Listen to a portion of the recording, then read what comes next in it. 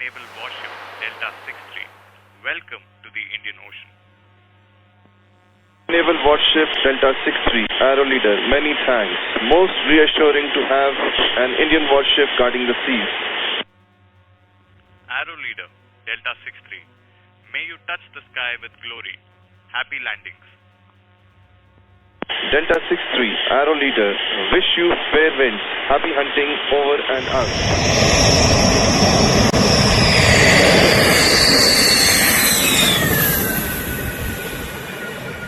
नमस्कार, मैं जीत और आप देख रहे हैं ऑप इंडिया। राफेल भारत आ चुका है और हमारे अंबाला में लैंड कर चुका है। आपने अभी वीडियो में सुना कि कैसे उसे INS कोलकाता ने वेलकम किया और फाइनली जो है पहला 5 राफेल सालों के जद्दोजहद के बाद और जिस तरह के प्रयास या कुत्सित प्रयास अगर कहना चाहें तो कहा जा सकता है किए गए थे कि इसे किसी भी तरह रोक दिया जाए। और रोकने वाले लोग कौन थे वो हम सब जानते हैं। लेकिन सोशल मीडिया में जो दो तरह की प्रतिक्रियाएं जो है आ रही हैं। पहला है कि एकदम बहुत लोग खुश हैं और लिख रहे हैं कि अंततः जो है भारत में हमारे फाइटर जेट जो हमारे सैनिकों को चाहिए थे, हमारे इंडियन एयरफोर्स को चाहिए थे, भारतीय वायुसेना को चाहिए थे, वो अंततः सालों के इस एक तरह संघर्ष के बाद जो है इंडियन एयरफोर्स को 5 मिले हैं। अभी और भी आने बाकी हैं। और दूसरा था कि वो थोड़ा सा एक तरह से न्यूट्रल अप्रोच कह सकते हैं और कुछ लोग नेगेटिव भी थे कि ये तो फ्रांस का है, जब भारत बना था अपना तब हमें गौरव महसूस होगा। ये क्या हुआ कि हम रूस से कुछ खरीद लेते हैं, हम इजराइल से कुछ ले लेते हैं, US से कुछ खरीद रहे हैं और फ्रांस से जो राफेल ले रहे हैं, तो ये कोई बड़ी बात नहीं है। इन दोनों तरह की प्रतिक्रियाओं पर हम बात करेंगे। अब सबसे पहले हम बात करेंगे कि जिन लोगों ने कहा कि वाओ ये फाइनली हमारे देश में जो है आ गया और वो जो ट्वीट शेयर कर रहे हैं उड़ते हुए राफेल का, बात यह है कि वो ऐसा रिएक्शन क्यों दे रहे हैं। एक तो ठीक है वो देशभक्ति का जज्बा आप कह लीजिए या फिर आप ये कह सकते हैं कि भारतीय सेना काफ़ी समय से मांग रही थी और उन्हें मिला है, तो लोग जो है खुश हो रहे हैं कि हमारी रक्षा पंक्ति जो है और हम जो है अभी चीन भी आंख दिखा रहा है, नेपाल तक आंख दिखाने लगा है भारत को। इस तरह की स्थिति में तो ऑब्वियसली नेपाल और इन लोगों के लिए तो वो है नहीं, ये डिटरेंट की तरह यूज होता है। और हमारे विंग कमांडर अभिनंदन ने क्या किया था पाकिस्तान के F-16 के साथ, वो भी जो है हमारी स्मृति से बहुत ज़्यादा दूर अभी गया नहीं है। तो इस कारण से लोग खुश थे। दूसरा कारण ये भी था कि जिस तरह से कांग्रेस ने और राहुल गांधी ने लगातार एक कैंपेन चलाया था ये साबित करने के लिए कि राफेल जो है बहुत बड़ा स्कैम है, घोटाला है, तो उस पर भी चर्चा करेंगे। 2004 में जो है इसको रिकमेंड किया या सेना ने मांगा और उसके बाद चर्चा शुरू होती है कि हमें जो है लेटेस्ट फाइटर प्लेन्स चाहिए, क्योंकि हमारे पास जो थे वो जो है सिर्फ अपग्रेड हो रहे हैं लेकिन वो अप टू द मार्क नहीं है, या हमारे पास संख्या कम है स्क्वाड्रंस की, हमें और भी ज़्यादा हवाई जहाज फाइटर जेट जो है वो चाहिए। 10 साल तक ये चलता रहा। 2014 तक कांग्रेस वालों ने कुछ नहीं उखाड़ा इस पर। इनफैक्ट उनके रक्षा मंत्री ने AK एंटनी ने कहा दिया कि हमारे पास तो पैसा नहीं है। रक्षा मंत्री वो ऐसे थे कि एक और वीडियो है उनका, उस पर देखा जाता है कि वो बोल रहे हैं कि हमने जो है पहले सोचा कि अनडेवलप्ड बॉर्डर जो है वो डेवलप्ड बॉर्डर से बेटर होता है। और डेवलपमेंट का मतलब है कि बॉर्डर एरिया में रोड्स बना देना, इंफ्रास्ट्रक्चर क्रिएट करना। ये भी वीडियो पड़ा हुआ है, आप जाके सुन सकते हैं कि AK एंटनी ने चीन वाले बॉर्डर के इशू पे क्या कहा है। अब जो है राहुल गांधी ने अलग अलग समयों पे अलग अलग एक तो प्राइसिंग बोला है, लोकसभा में कुछ बोला है। कंफ्यूज्ड आदमी है, अलग अलग जगह पे अलग अलग रैलियों में अलग अलग प्राइसेस जो है बोलता रहा है। 520 करोड़ रुपए प्रति हवाई जहाज, 526 करोड़ रुपए का हवाई जहाज। एक हवाई जहाज के लिए UPA ने 540 करोड़ रुपए दिया। राफेल हवाई जहाज 700 करोड़ रुपए प्रति हवाई जहाज। राहुल गांधी इस डील को स्कैम साबित करने के लिए इतना नीचे गिर गए थे कि वो मनोहर पर्रिकर से जनवरी 2019 में मिलने गए थे और उसके बाद उन्होंने जो है उसमें क्या बातचीत हुई इसमें उन्होंने ये पब्लिकली जाके कहा कि मैं जब उनसे मिला तो उन्होंने कहा कि उनका राफेल डील से कोई लेना देना नहीं है और मोदी ने ये डील अंबानी को हेल्प करने के लिए किया था और मैं इसके बारे में कुछ नहीं जानता।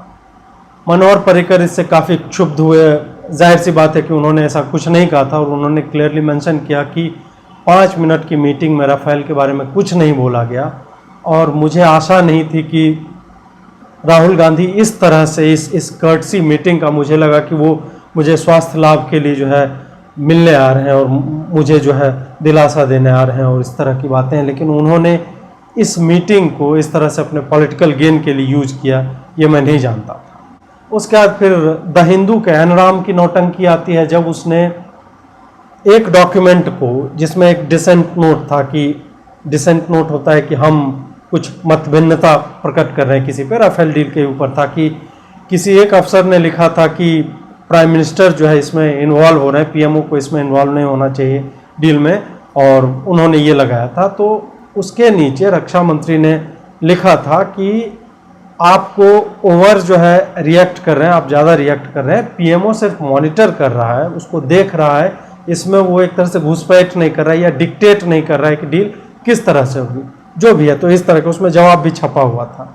अब एनराम ने क्या किया, न सिर्फ उसने उस डॉक्यूमेंट को डॉक्टर किया, मतलब एक तो क्रॉप करके छापा जिसमें एक साइड जितने सिग्नेचर और स्टैम्प डेट के लगे थे वो हटा दिया, उसके नीचे में मनोहर पर्रिकर वाला हिस्सा जो है काट के हटाया और सिर्फ इतना ही दिखाया कि ये लगे कि मोदी ने या प्राइम मिनिस्टर्स ऑफिस ने रक्षा मंत्रालय के अधिकारियों के मतभिन्नता डिसेंट प्रकट करने के बाद भी इस डील को जो है आगे बढ़ने दिया और अपने मन से इस डील को अपनी पूरी तरह से अपनी मंशा पे जो है इसको नेगोशिएट किया है।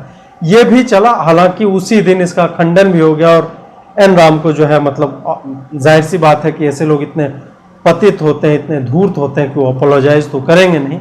उसने इमेज को डिजिटली डॉक्टर तक किया था, मतलब उसे सिग्नेचर्स जो है मिटाए थे, स्टैम्प्स जो है डिलीट किए थे ताकि लगे कि वही पूरा डॉक्यूमेंट है, ना कि उसके साइड और उसके नीचे में क्या लिखा। वो पूरा पन्ना को स्कैन करके भी नहीं डाला था, उसमें काफ़ी घाल मिल गया है, जो कि आप ऑफ इंडिया पे ये आर्टिकल है उस पर जाके पढ़ सकते हैं। उसके बाद एक और ले मोंडे करके एक फ्रेंच पब्लिकेशन है, एक न्यूज़पेपर अपने आप को बोलता है, और उसने ये एक सनसनीखेज दावा किया कि जब ये डील हुई भारत और फ्रांस के बीच राफेल प्लेन्स के लिए, उसके 6 महीने के अंदर, और उसने यूज किया कि सिर्फ 6 महीने के अंदर अंबानी का करोड़ों का बकाया था, एक टैक्स था वहाँ की किसी कंपनी के साथ जो है, और उसको जो है माफ कर दिया है।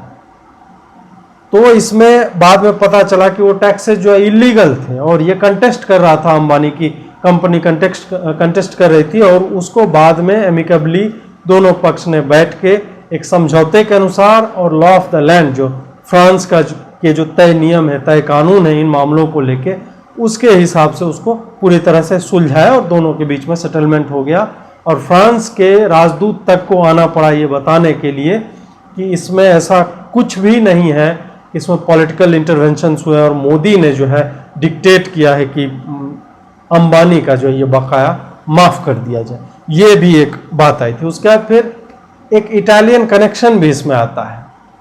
इटालियन कनेक्शन इस तरह से आता है कि एक आदमी है अजय शुक्ला, जिसके बारे में आप सब लोगों ने देखा हो, गलवान वाले में ये काफ़ी जो है हर जगह पे दिखा है, रक्षा विशेषज्ञ बन के, और दावा करता है झूठा कि इसके पास सिटरैप है, सिचुएशन रिपोर्ट्स हैं। सिटरैप जो होता है वो जो जनरल उस इलाके के होते हैं उन्हीं के पास सिर्फ होता है, बहुत ही हाईली सेंसिटिव और सेक्रेटिव डॉक्यूमेंट होता है, वो इसके पास आ जाता है और वो जो है उसके आधार पर बताता है कि चीन ने तो है जो भारत को बर्बाद कर दिया और भारत जो है बहुत ही ख़राब पोजीशन में। जो भी आप समझ सकते हैं कि मैं क्या कहना चाह रहा हूँ। चीन भारत वाले संघर्ष के दौरान जो है इसने पूरा का पूरा राहुल गांधी और कांग्रेस, जिस तरह से उन्होंने सरकारों से पैसे लिए हैं राजीव गांधी फाउंडेशन के लिए, और तो जाहिर है कि बाद में पता चलता है कि अजय शुक्ला का कांग्रेस से भी कनेक्शन है। इसका एक ब्रदर इन लॉ है सुमन दुबे, वो जो है राजीव गांधी का क्लासमेट हुआ करता था और वो कांग्रेस परिवार के काफ़ी करीबी है। इसने ये मैन्युफैक्चर किया राफेल को एक घोटाले की तरह साबित करो। क्यों राफेल का घोटाला साबित करना क्यों ज़रूरी था? वो इसलिए ज़रूरी था क्योंकि कांग्रेस एक तो 10 साल में कुछ नेगोशिएट कर नहीं पाई, जबकि उसको कर देना चाहिए था। जब भारत सरकार मोदी के अंदर नेगोशिएटिंग टर्म्स पे आई और उसके बाद उन्होंने ट्वीक्स और क्या टेक्नोलॉजी इसमें आएगा, इन्हेंसमेंट्स हमें क्या चाहिए होंगे, वो सारा जो है देना शुरू किया। तो अजय शुक्ला जिसके बारे में जिस पर आरोप लगता है कि वो यूरो फाइटर पूरे यूरोपियन यूनियन का एक है परियोजना है, प्रोजेक्ट है, और उसमें यूरो फाइटर भी जैसे राफेल है उसी तरह एक एयरक्राफ्ट है और लेटेस्ट एडवांस्ड एयरक्राफ्ट है, फाइटर जेट है। तो उसके लिए वो लॉबिंग कर रहा था। यूरो फाइटर जो है उसके बड़े मेजर पार्ट्स जो है वो इटली में बनते हैं, और इटली का आपको इटालियन कनेक्शन जो है सब मालूम ही है कि क्यों है। ये जो है लॉकहीड मार्टिन, बोइंग और ये सब के लिए दलाली में पाया जाता है। इसका नाम आता रहा अजय शुक्ला का। अभी कंफर्म है कि नहीं, वो कोई रक्षा विशेषज्ञ या रक्षा मामलों के जो दलाल होते हैं उस तरह के लोग आपको बेहतर बता पाएंगे, लेकिन मीडिया में इस तरह के आरोप जो है उसके ऊपर लगते रहे। इस आदमी ने इसको मैन्युफैक्चर किया ताकि लॉकहीड मार्टिन का या फिर यूरो फाइटर जो है वो खरीदा जाए, उसको पैसा जाए। और रक्षा में दलाली जो है सैकड़ों करोड़ों के किकबैक्स होते हैं। अगस्टा वेस्टलैंड हेलीकॉप्टर डील आपको याद ही होगा, बोफोर्स का डील याद ही होगा, फिर और पीछे चले जाएंगे तो जीप घोटाला और तमाम, अब कांग्रेस है तो इतना तो बनता है उनका। तो ये सारी चीज़ें होती रही।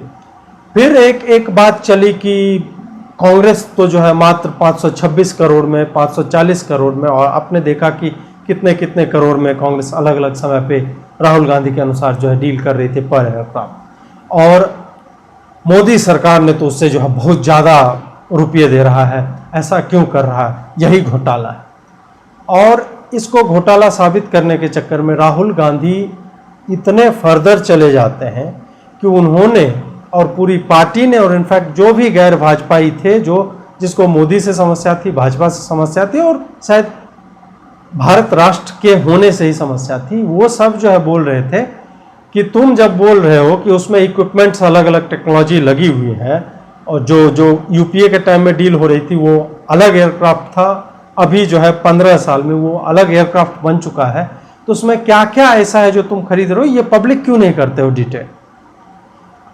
On the surface of it, ऊपर से आपको लगेगा सही बात है कि सरकार क्यों नहीं बता रही है कि इसमें कौन सा मिसाइल है, क्या है। सरकार इसलिए नहीं बताती है कि उसकी कैपेबिलिटीज क्या है, मोर और लेस जो ऊपर ऊपर उसका स्पीड क्या होता है, तमाम तरह के उसमें क्या क्या लग सकता है, इस तरह की चीज़ें तो सबके पास होती है। वो बाहर में जो है लोगों को पता होती है, लोग मतलब जो दूसरे देशों को जो इस तरह चीज़ों को ऑब्जर्व करते हैं, लेकिन एक्चुअल कौन सी टेक्नोलॉजी यूज हो रहा है वो जो है बहुत ही सीक्रेट टेक्नोलॉजी होती है। और उसका जो है दो राष्ट्रों के बीच जो रक्षा समझौते होते हैं उसमें ये डील होती है कि आप क्या क्या जो है पब्लिक कर सकते हैं, जैसे कितना आप खरीद रहे हैं, नंबर ऑफ एयरक्राफ्ट, कितना पैसा लगा, ये सब पब्लिक बातें हैं।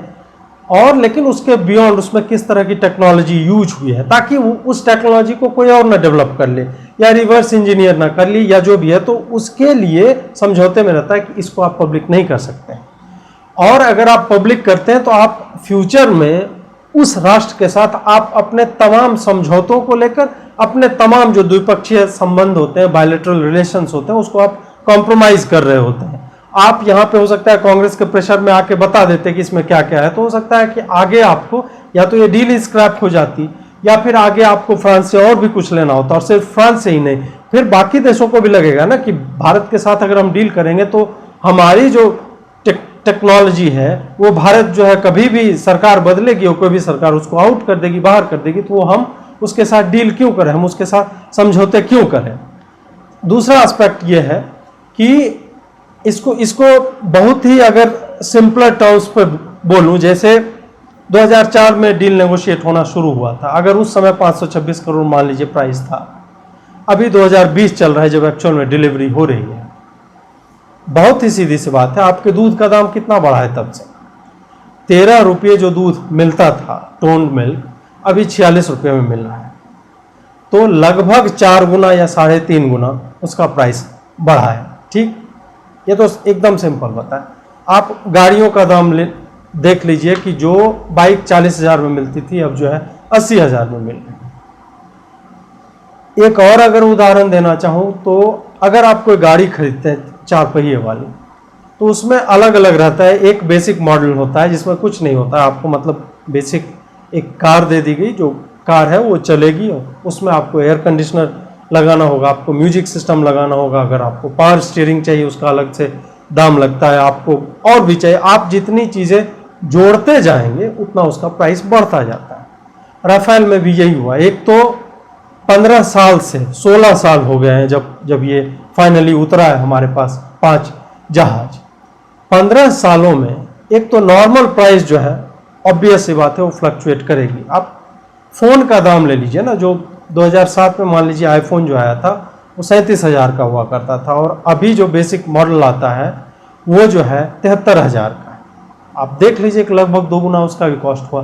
तो इन सब चीज़ों का कॉस्ट जब एक्यूमुलेट होता है तो 526 से अगर वो 1600 करोड़ पहुंच रहा है तो उसमें कोई आश्चर्य की बात नहीं होनी चाहिए। वो भी तब जब आप जो मॉडल नेगोशिएट कर रहे थे उसमें जो इन्हांसमेंट्स लग रहे थे, उसमें मिसाइल जो है, उसमें रडार्स जो है, उसमें और तरह की चीज़ें। मैं कोई रक्षा विशेषज्ञ नहीं हूँ या इक्विपमेंट जो डिफेंस इक्विपमेंट होते हैं उसका विशेषज्ञ नहीं हूँ। मैं बस बहुत ही साधारण शब्दों में आपको बताना चाह रहा हूँ कि उसमें जो जो चीज़ें लगती हैं, एक फाइटर एयरक्राफ्ट जो है वो अटैक करता है, वो दुश्मनों के अटैक से बचता है, वो तेज़ी से उड़ सकता है, वो और तरह के जो मनूवर्स कर सकता है, वो बैचेज में उड़ता है, एक साथ उड़ता है, तमाम तरह की चीज़ें होती हैं। इन सब चीज़ों को लेते हुए कि तब 2004 में आप क्या डिमांड रख रहे थे और 2020 में 15 सालों में 16 सालों में कितना कुछ बदल गया है, उसके बाद उसमें क्या लग गया है, तो जाहिर सी बात है कि उसका प्राइस ऊपर जाएगा ही। यही हुआ है, इसी कारण अभी जो है उसका कॉस्ट जो है ऊपर है।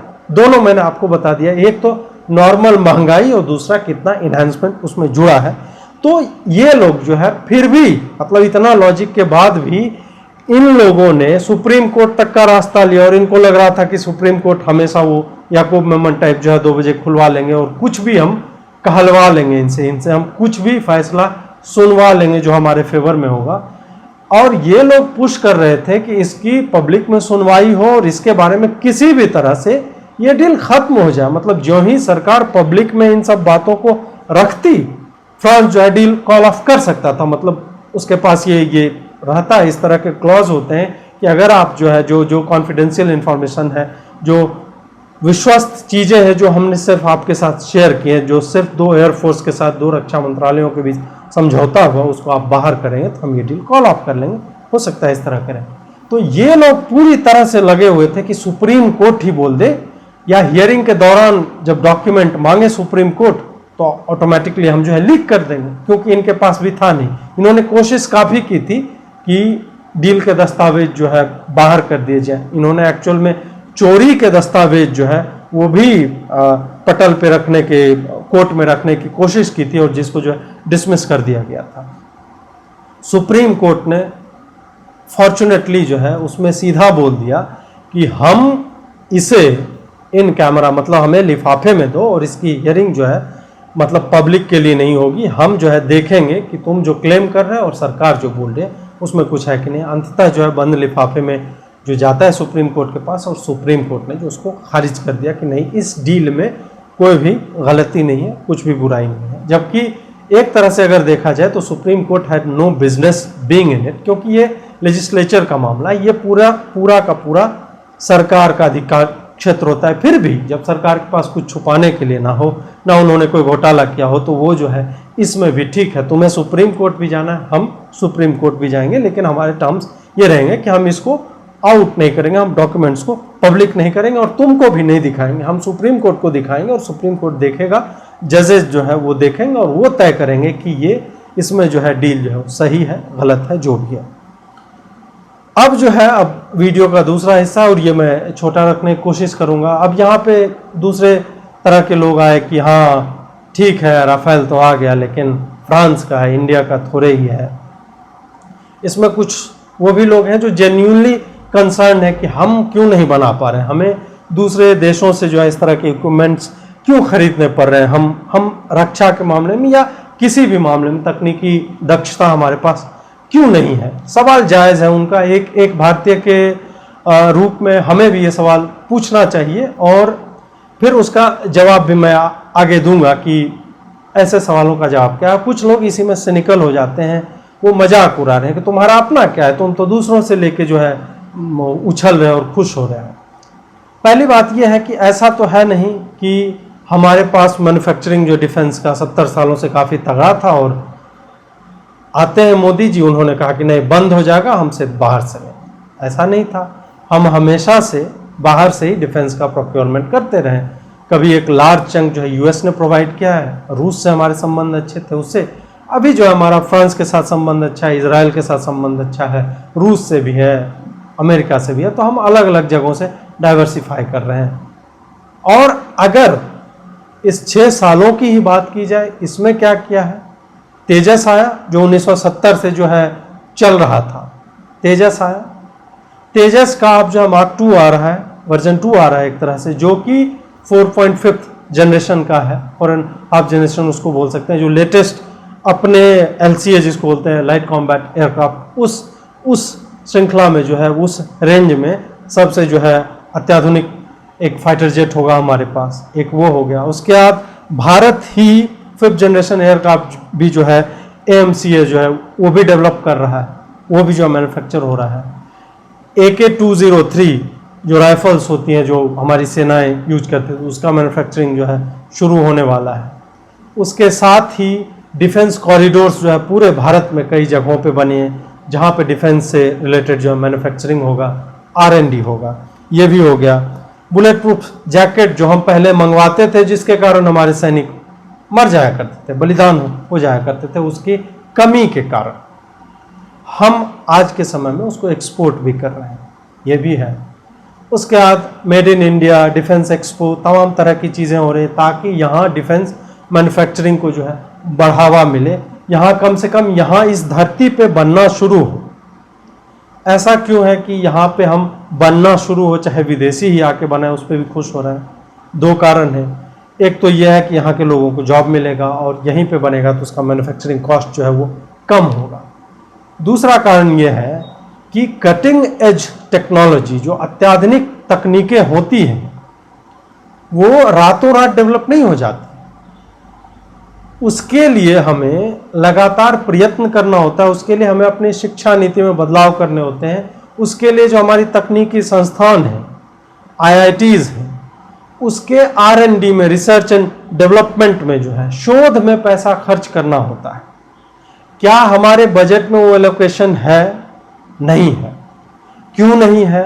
वो इसलिए नहीं है कि जिस देश की जनता, 90% जनता गरीब है या अत्यधिक गरीब है, डेस्टिट्यूट, जहां पर लोगों के सर पर छत नहीं है, प्रधानमंत्री आवास योजना के जरिए जो उनको सब्सिडी देके 91,000 प्रति व्यक्ति प्रति वर्ष जो है सब्सिडी में खर्चा होता है भारत सरकार का। 13 लाख बच्चे कुपोषण से मरते हैं। हॉस्पिटल्स हमारे किस स्थिति में है, ये जग जाहिर है, सार्वजनिक बात है, सबको पता है। ऐसे में आप, दूसरी लॉबी ये भी है, जो चीज हम एक्चुअली में ऑन द ग्राउंड अपने यहाँ बनाते हैं, मंगलयान, चंद्रयान, तो उस पर ये लोग कहते हैं कि मंगलयान छोड़ने से क्या होगा, क्या गरीबों को रोटी मिलेगी इससे। मतलब साइंटिफिक एडवांसमेंट जहां पे हो रहा है, इसरो कर रही है और दुनिया को लीड कर रही है उसमें एक तरह से, वहां पर कॉस्ट इफेक्टिव है। पूरी दुनिया जो है हमसे अपने उपग्रह जो है लॉन्च करवा रही है। हमने 104 उपग्रह एक बार में छोड़ने का जो है मिनी और माइक्रो सैटेलाइट्स और बिग सैटेलाइट्स का हमने वर्ल्ड रिकॉर्ड बनाया है। 37 कभी छोड़ा, कभी 60 छोड़ा, इस तरह से। उसको भी तुम जो है सिनिसिज्म से देखते हो, उसको भी जो है उस पर भी कटाक्ष करते हो, क्या है मतलब यहाँ इतने लोग गरीबी में जी रहे हैं और ये जो है मंगलयान छोड़ रहे हैं, मंगलयान से क्या हो जाता है। और वही लोग हैं जो राफेल जब आता है तब ये भी क्लेम करते हैं कि राफेल तो फ्रांस का है, खुद तो बना नहीं सकते।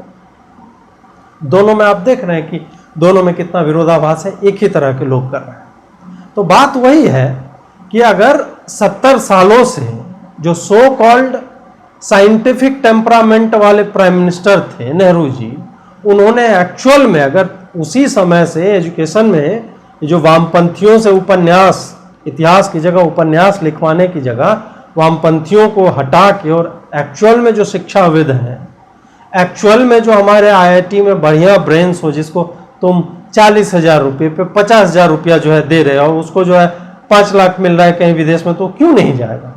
तुमने टैलेंट को रोकने की कोशिश कहाँ की? कितने सरकारों ने टैलेंट को रोकने की कोशिश की? तो इसलिए जब तुमने टैलेंट को पोषित ही नहीं किया, तुम वामपंथियों को पोषित करते रहे, जो लोगों को मारने, हत्याकांड और लूटपाट और दंगों में जो है उसकी प्रवृत्ति जो है उधर ज़्यादा हो जाती है। उसकी प्रवृत्ति इसमें रहती है कि कैसे राम जन्मभूमि में जो है टांग अड़ाया जाए ताकि जो है मुसलमान लड़ने लगे और इसको लंबे समय तक खींचा जा सके। नेहरू का, इंदिरा गांधी का, राजीव गांधी का, सोनिया गांधी का, राहुल गांधी, सारा इन्वेस्टमेंट मतलब विज्ञान को लेकर तो इन लोगों में रहा है कि ये लोग पूरे इतिहास को ट्विस्ट करने में लगे रहे, तो तुम साइंस पढ़ाओगे कहाँ से और साइंटिफिक टेम्परामेंट कहाँ से पैदा होगा। हम तो वो देश बन जाते हैं कि जुगाड़ कोई कुछ करता है कि हाँ जो है स्कूटर के इंजन से बना लिया हेलीकॉप्टर, वो हेलीकॉप्टर कहाँ उड़ रहा है भाई। वो डेमोन्स्ट्रेशन को तुम जो है इनोवेशन बता देते हो, जुगाड़ इनोवेशन नहीं है, जुगाड़ जुगाड़ ही रहेगा, उससे कुछ काम निपटाए जा सकते हैं, वो जो है वो तुम्हारे देश की पहचान नहीं बन सकती। तो तुमने कहा बढ़ावा कब दिया इस साइंटिफिक टेम्परामेंट को? बढ़ावा दिया होता तो ब्रेन ड्रेन होता ही नहीं, लोग बाहर जाते ही नहीं। तो जब टैलेंट को, जब शोध में पैसा ही नहीं जाएगा तो 6 साल में मोदी का 10 गुना ज्यादा मोटिवेटेड आदमी आके यहाँ पे कुछ करना चाहे नहीं कर पाएगा। मोदी ने कम से कम डिफेंस प्रोक्योरमेंट में रक्षा की दलाली जो हुआ करती थी उसको कट डाउन करने की कोशिश की है। मोदी ने उसको इंटेंसिफाई किया, तेजी से लाने की कोशिश की, तमाम चीजें ऐसी की जो इस शॉर्ट ड्यूरेशन में पॉजिटिव रिजल्ट्स ला सके। पॉजिटिव रिजल्ट क्या है कि राफेल अगर हमको चाहिए तो लाओ, जल्दी लाओ, उसको अटकाओ मत। फाइनली पहला बैच आ चुका है ये। और दूसरी बात, ये लोग जो कहने लगते हैं कि वहां से लिया, यहां से लिया, तो भाई ये कोई इनोवेशन अवार्ड नहीं मिल रहा है कि भारत उसमें हार गया, नहीं। यहां पे सीमा पे फाइटर जेट्स की जरूरत है, हमारे पास पैसा है, हम खरीदेंगे। इसमें ये क्या रोना कि भाई हम तो दूसरों से खरीद रहे हैं। अरे हम उतना सक्षम तो है ना कि हमारे पास पैसा है, हम खरीद रहे हैं। AK एंटनी टाइप हाथ तो नहीं खड़े कर रहे हैं ना। अब हम $5 ट्रिलियन की इकोनॉमी, मतलब लगातार हम बढ़ते जा रहे हैं उस तरफ पे। हम विश्व की 5वीं सबसे बड़ी अर्थव्यवस्था है और आने वाले 1 दशक में जो हम शायद दूसरी या तीसरी बन जाए। जब हम उस दिशा में कदम बढ़ा रहे हैं तब तुम इस तरह की बात क्यों कर रहे हो कि फ्रांस का है, हमारे पास पैसा है, हम जहां पे सबसे अच्छा चीज मिलेगा हम खरीदेंगे। मेरा पर्पस सॉल्व होना चाहिए। मेरा पर्पस यहाँ पे जो है हवाई जहाज बना के नोबेल प्राइज लेना नहीं है। मेरा पर्पस है कि सीमा पे हमारे पास हवाई जहाज होना चाहिए, लेटेस्ट 5th जनरेशन एयरक्राफ्ट होने चाहिए, जो कि चीन और पाकिस्तान जब आंख दिखाएगा तो हम उसकी तरफ जो है दिखा सके कि अगर घुसोगे तो पहले जाओ। हमारा लक्ष्य ये है, हमारा लक्ष्य ये साबित करना नहीं है कि भारत जो है देखो राफेल से बढ़िया बना रहा है। वो बन ही नहीं सकता, वो 6 साल में बन ही नहीं सकता। उसके लिए पूरी की पूरी शिक्षा नीति में बदलाव चाहिए होगा। अरबों खरबों रुपये जो है तुमको सिर्फ रिसर्च एंड डेवलपमेंट में डाल के छोड़ देना होगा लॉन्ग टर्म के लिए। लोग यहाँ पे 30-30 सालों से एक जेट का इंजन बनाने में दिमाग लगा रहे हैं और तुमको लग रहा है 6 साल में भारत में जो है तुरंत जो है जेट का इंजन कहाँ नहीं बना सकते हो यार। लोहा, इस्पात, पंखी, ब्लेड सब तो हमारे ही पास है, वैसे बनता है इंजन। लोग यही सोचते हैं कि इंजन नहीं, मतलब पंपिंग सेट है जिससे पानी निकलता है और लाइनर पिस्टन लगा के जो है इंजन हम बना दें। यहाँ पे एक नॉर्मल कार का इंजन तो तुमसे ढंग से बन नहीं पाता है, बाहर से कार को इंपोर्ट करना पड़ता है। तुम सोच रहे हो कि हम जो है जेट का इंजन जो है भारत में बना लें क्योंकि मोदी यहाँ पे आ गया। ऐसे चीजें काम नहीं करती। और जो सिनिकल है वो उनका कोई मतलब इस रोग का कोई इलाज नहीं है। जो इस तरह से करना चाहे वो हमेशा जो है इसी तरह का रोते रह जाएंगे। अंततः यही कहना चाहूंगा कि जो भी ऐसे लोग हैं इनसे बच के रहिए और इनको धुतकारिए। हमारा पर्पस था कि हमारे पास बिना किसी घोटाले के एक फाइटर जेट की जो ज़रूरत है जल्दी जल्दी आने शुरू हो, क्योंकि हमारे पड़ोसी जो है उदंड होते जा रहे हैं, उच्छृंखल होते जा रहे हैं। और उनको शांत करना, गलवान में तो हमने शांत कर दिया कि वो आज तक अपने कितने सैनिक उसके मरे, उसको जला दिया उन्होंने, दफनाया भी नहीं, जला दिया है ताकि उसके बारे में खबरें ना आए। हमसे वो इतना डरा हुआ है और हमारे पास अगर कैपेबिलिटीज एक्चुअल में और भी इंक्रीज करेगी। उनके पास जो J-16 या ऐसे करके चाइना के पास जो एयरक्राफ्ट है राफेल के सामने वो कुछ भी नहीं। तो हम अगर अपनी कैपेबिलिटीज बढ़ाएंगे तो वो डेटरेंट का काम करता है कि लोग डरते हैं, वो फिर ये खुरपेची जो है वो नहीं करते कि इधर भी सीमा में घुस गए। ये सब हुआ करता था कांग्रेस के टाइम में, घुस भी गया उसको फिर हाथ खड़े कर दिए कि नहीं हमारे पास तो है ही नहीं, हमारे पास तरीका नहीं है, हमारे पास इंफ्रास्ट्रक्चर नहीं है बॉर्डर पे। मतलब रक्षा मंत्री खुद रो रहा है संसद में। कम से कम इतनी बुरी हालत में तो हम अभी नहीं हैं। इसीलिए आस्था बनाए रखिए। डकैतों की सरकार पहले हुआ करती थी, डकैतों के खानदानों ने सरकार चलाया है यहाँ पे, तो उससे कहीं बेहतर ही है सरकार। और जब सुप्रीम कोर्ट ने इसमें बोल दिया कि इसमें ऐसा कुछ नहीं है और इतनी जल्दी अगर डिलीवरी करवा ले रहे हैं तो इसमें जो है वाहवाही होनी चाहिए सरकार की। और हाँ, एक नागरिक के तौर पे हमें हमेशा अपनी सरकारों से, आज ही जब ये वीडियो आप देख रहे होंगे तब तक शायद नई शिक्षा नीति जो है अप्रूव हो चुकी होगी, तो नई शिक्षा नीति में आप साइंस के लिए क्या कर रहे हैं? नई शिक्षा नीति में आप ला रहे हैं, लेकिन आपका यूनियन बजट में शिक्षा का कितना % आप दे रहे हैं? क्या वो बढ़ा है? अमाउंट ऑफ मनी बढ़ा है, परसेंटेज बढ़ा है? वो जो है बाकी विकसित, या आप कह रहे हैं कि आप 5th लार्जेस्ट इकोनॉमी है, तो क्या जो आप 6, 7, 8, 9, 10 पे है उतना भी खर्चा कर रहे हैं अपने बजट का? आप विकसित होने की तरफ कदम उठा रहे हैं, तो क्या आपके IITs के जो बच्चे हैं वो क्या अच्छे पेटेंट्स जो है वो दाखिल कर रहे हैं, या फिर वो जो 10 साल पहले US के MIT में दर्ज हो चुका है उसी का इंडियन वर्जन लाके जो है पेटेंट अपने ऑफिस से ले रहे हैं, इंडियन ऑफिस से? तो इन सब चीज़ों के लिए हमें हमेशा अपनी सरकारों को पुश करना होगा कि हमें अच्छा हेल्थ और अच्छा एजुकेशनल इंफ्रास्ट्रक्चर चाहिए, और हमें अपने भारतीय दिमागों को, ये जो भारतीयता की हम बात करते हैं, राष्ट्रभक्ति की बात करते हैं, ये सब तभी अच्छे तरीके से मतलब मान्य होगी और उस पर एक तरह से बैठ के गौरव महसूस किया जा पाएगा जब हमारा कोई वैज्ञानिक जो है पैसों की कमी के कारण US नहीं जाएगा, वो यहीं रहेगा।